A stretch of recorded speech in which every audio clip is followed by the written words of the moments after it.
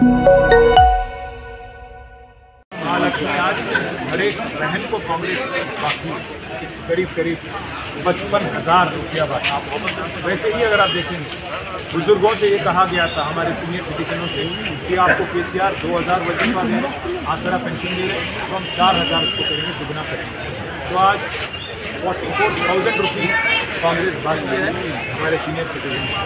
वैसे ही हमारे किसान भाई से भी कहा था कि 10,000 नहीं 15,000 देंगे, तो आज हमारे किसान भाई को भी कर्जा है कांग्रेस से। वैसे ही अगर आप देखेंगे तो बच्चों से स्टूडेंट से कहा गया था कि आपको स्कूटी तो मिली नहीं, लूटी तो ज़बरदस्त चल रही। तो इसीलिए आज इस सबको याद दिलाने के लिए हमने कार्ड का कैंपेन शुरू किया, कांग्रेस बाकी कार्ड, और हर घर मैसेज पहुँचाएंगे, हर घर तक इसको लेकर, और उम्मीद करते हैं कि हर वो भाई हर वो बहन जो आज जमहूरियत में गवर्नमेंट को एक बार याद दिलाने की कोशिश और गवर्नमेंट को एक सबक सिखाने की जो मौका है उसका फ़ायदा उठाएंगे और गवर्नमेंट को मंडी पे लाएंगे, सही रास्ते पर लाएंगे। और जो फरेब और झूठ के बुनियाद पर ये हुकूमत बनी इसको फिर एक बार आप सबक सिखाएं, फिर हमारी आपकी गुजारिश। పెద్దలు కాంగ్రెస్ పార్టీ పెద్దలు ఏమనుకున్నారంటే ప్రజల జ్ఞాపక శక్తి చాలా తక్కువ, 100 రోజుల్లో అరిచేతిలో స్వర్గం చూపెట్టి నోటికొచ్చిన వాగ్దానాలు చేసి తర్వాత మర్చిపోయినా అడిగేవాళ్ళు ఎవరు లేరని చెప్పి వాళ్ళ ఇష్టం వచ్చిన వాగ్దానాలు చేసి అడ్డగోలు హామీలు ఇచ్చి గద్దెనెక్కిన తర్వాత తప్పించుకునే ప్రయత్నం చేస్తూ ఉన్నారు. ప్రతి ఆడబిడ్డకి నెలకు 2,500 రూపాయలు ఇస్తామని చెప్పి మాట ఇచ్చి ఇవాళ 100 రోజుల్లోనే దాన్ని అమలు చేస్తామని గ్యారంటీ కార్డులు రాసిచ్చి ఇవాళ దొంగ మాటలు చెప్పి తప్పించుకునే ప్రయత్నం చేస్తున్న కాంగ్రెస్ పార్టీకి బుద్ధి చెప్పడానికి ఈ కాంగ్రెస్ బాకీ కార్డును రూపొందించాము, ఇంటింటికి తీసుకొని పోతా ఉన్నాం. ఆ క్రమంలో ఈరోజు షేక్పేటలో మా నాయకులు ప్రదీప్ గారు, మా డివిజన్ అధ్యక్షులు, అట్లాగే మా ఇన్ఛార్జ్ గారు ఇక్కడ శ్రవణ్ గారు, ముతా జయసింహ గారు వారి నాయకత్వంలో, ఇంకా మిగతా మిత్రుల నాయకత్వంలో దీన్ని ఇంటింటికి తీసుకొని పోతా ఉన్నాం. ఒక మహిళలకే కాదు, కాంగ్రెస్ పార్టీ అందరికీ ద్రోహం చేసింది. రైతులకు 15,000 రైతు బంధు అన్నారు, వాళ్ళతో మోసమే చేసినారు. పిల్లలకు 2 లక్షల ఉద్యోగాలు అన్నారు, నిరుద్యోగ వృత్తి అన్నారు. మరి మొదటి సంవత్సరంలోనే 2 లక్షల ఉద్యోగాలు ఇచ్చేస్తామని నమ్మబలికినారు. ఈరోజు వరకు కనీసం 6-7 వేల ఉద్యోగాలు కూడా ఇవ్వలేదు. అందుకే ప్రతి వర్గాన్ని వంచిన కాంగ్రెస్ పార్టీని వాళ్ళ మోసాన్ని ఎండగట్టడానికి జూబ్లీ హిల్స్ ఉప ఎన్నిక ఒక మంచి అవకాశం. అందుకే ఈ బాకీ కార్డును ప్రతి గడపకి ప్రతి గుండెకి కాంగ్రెస్ మోసాన్ని వివరించి చెబుతాం. చెప్పి మరి జూబ్లీ హిల్స్ ఎన్నికల్లో కానీ అట్లాగే స్థానిక సంస్థల ఎన్నికల్లో కానీ ఈ ప్రభుత్వానికి చెంపపెట్టు లాంటి సమాధానం ఇవ్వాలి అని చెప్పి ప్రజలను మేము అభ్యర్థిస్తూ ఉన్నాం. ఎందుకంటే ఇప్పుడు కనుక మీరు బుద్ధి చెప్పకపోతే రాబోయే 2 ఏళ్ళు మళ్ళీ దొరకరు మీకు. మేము చేసిందే కరెక్ట్, మేము మోసం చేయడమే కరెక్ట్ అన్నట్టుగా కాంగ్రెస్ పార్టీ పరిపాలన నడుస్తూ ఉంది.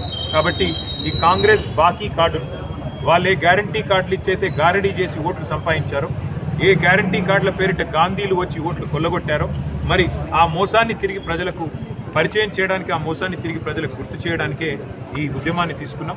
దీనికి సహకరించాలని, ఇంటింటికి బాకీ కార్డును తీసుకెళ్లాలని మా బీఆర్ఎస్ కార్యకర్తలకు విజ్ఞప్తి చేస్తూ ఇక్కడ షేక్పేటలో ఈరోజు మరి ఈ సమతానగర్లో అందరూ కూడా పెద్దలు హిందువులు, ముస్లింలు, కులాలకు మతాలకు అతీతంగా ముందుకు వచ్చి తిరిగి కేసీఆర్ గారు రావాల్సిందే, మళ్ళీ సంక్షేమ రాజ్యం రావాలి, మళ్ళీ అభివృద్ధి చూడాలి అంటే కేసీఆర్ గారి ప్రభుత్వం తిరిగి రావాలని వాళ్ళు చెప్తుంటే నిజంగా కూడా చాలా గొప్పగా అనిపించింది. తప్పకుండా మా అభ్యర్థి మాగంటి సునీత గోపీనాథ్ గారిని జూబ్లీ హిల్స్ ఉప ఎన్నికల్లో గెలిపించాలని అభ్యర్థించడానికి, అట్లాగే లోకల్ బాడీస్లో కూడా ఎక్కడికక్కడ మరి బీఆర్ఎస్ పార్టీ అభ్యర్థుల్ని గెలిపించాలని అభ్యర్థించడానికే ఈ కార్యక్రమాన్ని తీసుకున్నాం.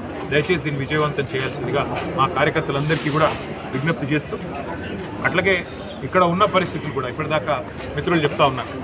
మరి ఇదివరకు కేసీఆర్ గారి ప్రభుత్వం ఉన్నప్పుడు మరి మున్సిపల్ మేనేజ్మెంట్ బాగుండేది, రోజు చెత్త కలెక్షన్ కానీ, ఇక్కడ డ్రైనేజీల వ్యవస్థ కానీ, ఇక్కడ రోడ్ల నిర్వహణ కానీ బాగుండేది. ఇప్పుడు అసలు గవర్నమెంటే లేదు, చాలా దారుణంగా ఉంది పరిస్థితి అని చెప్పి స్థానిక మహిళలు చెప్తా ఉన్నారు. అట్లాగే ఇదివరకు 2 రోజులకు ఒకసారి వచ్చే చెత్త కలెక్షన్ వాళ్ళు ఇప్పుడు 4 రోజులకు కూడా రావడం లేదని చెప్తున్నారు. కేసీఆర్ గారు ఉన్నప్పుడు ఇక్కడ ఇన్వర్టర్లు, జనరేటర్లు అన్నీ కూడా పక్కకు పెట్టారు. కానీ వాళ్ళ మళ్ళీ తిరిగి జనరేటర్లు, ఇన్వర్టర్లు కొనుక్కునే దుస్థితి వచ్చింది, మళ్ళీ కరెంటు కోతలు ప్రారంభమైనాయని చెప్పి పెద్దలు చెప్తా ఉన్నారు.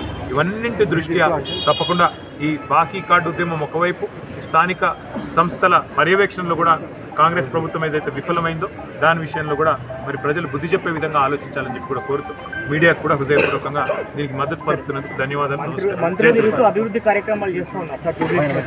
ఒక ఎమ్మెల్యే గారు, ఒక ఒక ఎమ్మెల్యే గారు, కాంగ్రెస్ ఎమ్మెల్యే గారు అసలు అభివృద్ధి లేదు అంటూ ఒక పెద్ద వ్యాసం రాశారు నిన్నగాక మొన్న ఒక పత్రికలో. మహబూబ్ నగర్ ఎమ్మెల్యే ఎన్ఎం శ్రీనివాసరెడ్డి గారు.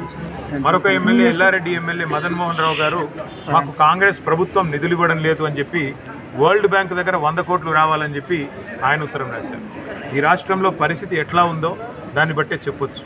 ఇక్కడికి వచ్చే మంత్రులు కానీ, ఇక్కడికి వచ్చే సామంతులు కానీ ఎన్నికల వరకే ఉంటారు తప్ప మళ్ళీ ఎన్నికల తెల్లారి మళ్ళీ మీ ముంగటుండేది, మీకు సేవ చేసేది ఒక్క బీఆర్ఎస్ పార్టీ వాళ్ళు తప్ప ఇంకెవరు కూడా ఇక్కడ ఉన్నారు. ఈ టూరిస్ట్ లెవెల్ అయితే వస్తున్నారో పోతున్నారో మంత్రులు ఒక్కరు కూడా హైదరాబాద్ జిల్లా వాళ్ళు కాదు. వాళ్ళు రేపు తెల్లారి ఇక్కడ ఎవరు మిగిలరు, ఎవరు ఉండరు. మళ్ళీ మీ కష్టంలో సుఖంలో ఉండేది బీఆర్ఎస్ పార్టీ మాత్రమే. అందుకే బీఆర్ఎస్ ఎమ్మెల్యేలని గతంలో హైదరాబాద్లో గెలిపించారు, రేపు కూడా గెలిపించాలని మళ్ళీ ప్రజలు కోరుతాం. ఫ్యూచర్ సిటీకి వాళ్ళ సీఎం రేవంత్ రెడ్డి ప్రజెంట్ సిటీని పట్టించుకోమనండి. ప్రజెంట్ సిటీ ఇవాళ మొత్తం వరదల్లో కొట్టుకొని పోయే పరిస్థితి ఉంటే ప్రజెంట్ సిటీని వరదల్లో ముంచేసి ప్రజెంట్ సిటీలో మోరీలు సాఫ్ చేసేటోడు లేడు. ప్రజెంట్ సిటీలో జనాలకు దోమలు కొడుతుంటే పిచికారీ చేసేటోళ్ళు లేరు, బ్లీచింగ్ పౌడర్ చల్లేటోళ్ళు లేరు. ప్రజెంట్ సిటీలో ఇప్పుడున్న మరి చెత్త కలెక్షన్ చక్కగా లేదు. ప్రజెంట్ సిటీని పట్టించుకుంటే రేవంత్ రెడ్డి గారు మంచిది. ఫ్యూచర్ సిటీని ప్రజలు కట్టుకుంటారు, ఫ్యూచర్ సిటీని తెలంగాణ భవిష్యత్ నిర్మాతలైన మా పిల్లలు నిర్మించుకుంటారు తప్ప ఎవరో ఒక రాజకీయ నాయకుడు రియల్ ఎస్టేట్ కోసం 4th సిటీ 5th సిటీ అని అన్నంత మాత్రాన అదేది అయ్యేది కాదు, పోయేది కాదు. ఉన్న మెట్రోను రద్దు చేసి ఫ్యూచర్ సిటీకి మెట్రో పెడతానంటేనే దాన్ని బట్టి అర్థం చేసుకోవచ్చు రేవంత్ రెడ్డి గారు సాగు తెలియట్లేదు. Thank you.